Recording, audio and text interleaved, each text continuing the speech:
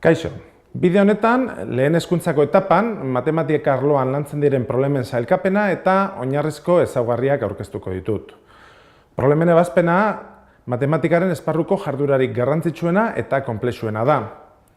Matematikako ezagutzak eta trebeziak izateaz gain, hauek modu egokian aplikatu behar direlako eta gainera beste jakintza esparru batzuetako baliabideekin kombinatu behar direlako.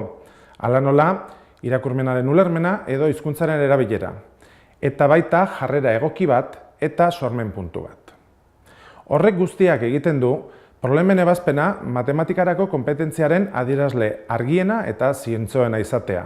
Eta horregaitik hain zuzen ere da horren garrantzitsua lehen hezkuntzan zehar matematikako arloan problemen ebazpena etengabe lantzea. Azter ditzagun bada, zeintzuk diren lehen hezkuntzan lantzen diren matematikako problema multzo garrantzitsuenak. Gure zereginerako, hau da, matematikako problemen azterketa didaktiko egiteko, lau multzoko sailkapen bat proposatzen dugu, ebazpenerako berden tresneria matematikoan oinarrituta. Aritmetikako problemak, kontaketa sistematikoko egoerak, indukzioko egoerak eta logikazko problemak. Hala ere, bibliografia espezializatuan sailkapen zehatzagoak ere aurkitu daitezke. Edozein kasutan, guretzako lau multzoko sailkapen hau nahikoa erabilgarria da, zehaztasuna eta malgutasuna eskaintzen digulako. Azter dezagun beraz, lehenengo multzoa. Aritmetikako problemetan, aritmetikako eragiketak eta zenbakiak erabiltzen dira ebazpena eskuratzeko. Mota honetako problemen ezaugarri nagusia, emaitza bakarra dutela dira. Eta hiru motakoak izan daitezke. Lehen mailako problema aritmetikoen kasuan, eragiketa bakarrarekin eskuratzen da ebazpena. Bigarren mailako problema aritmetikoetan, hainbat eragiketa egin behar dira eta gainera zenbaki hamartarrak agertu daitezke. Eta hirugarren mailako problema aritmetikoetan, zatikiak, ehunekoak edo proportzioak agertu daitezke.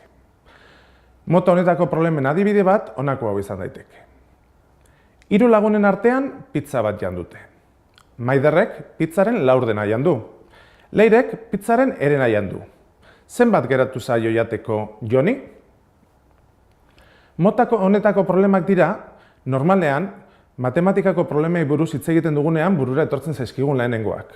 Baina ez dira inolaz ere matematikako problemen mota bakarra. Azter ditzagun hurrengoak. Kontaketa sistematikoko egoeren kasuan, problemaren ebazpenak hainbat emaitza ditu, eta ebazpena eskuratzeko emaitza guztiak eskuratu behar dira.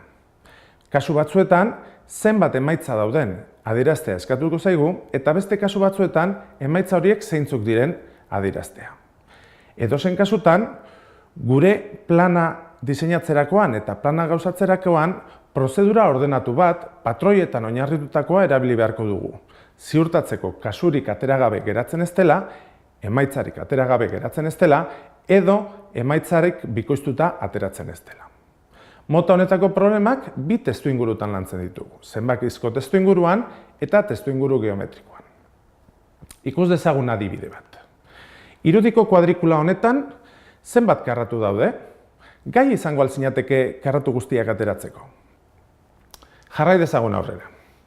Indukzioko egoeretan pentsamendu induktiboa erabiltzen dugu. Hau da, kasu konkretuak aztertzen ditugu eta kasu konkretu horien arteko erlazioak ezartzen saiatzen gara.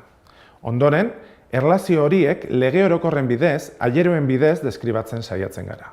Mota honetako problemak bi testuingurutan lantzen ditugu, testuinguru geometrikoa eta zenbakizko testuingurua.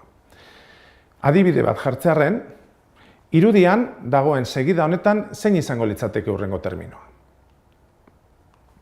Eta azkenik, logikazko problemak ditugu. Mota honetako problemetan, pentsamendua bera da tresnarik eraginkorrena problema ebazteko, eta matematikako baliabideak eta tresneria bigarren plano batean geratzen dira.